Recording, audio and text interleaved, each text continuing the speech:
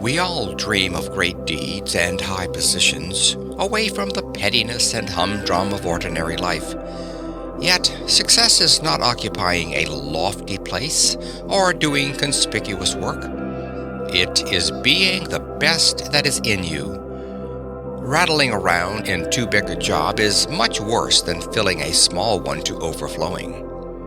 Dream, aspire by all means, but do not ruin the life you must lead by dreaming pipe dreams of the one you would like to lead. Make the most of what you have and are. Perhaps your trivial, immediate task is your one sure way of proving your mettle. Do the thing near at hand, and great things will come to your hand to be done.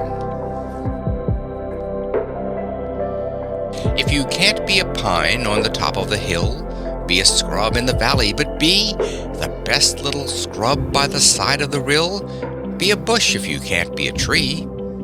If you can't be a bush, be a bit of the grass, and some highway some happier make. If you can't be a muskie, then just be a bass, but the liveliest bass in the lake.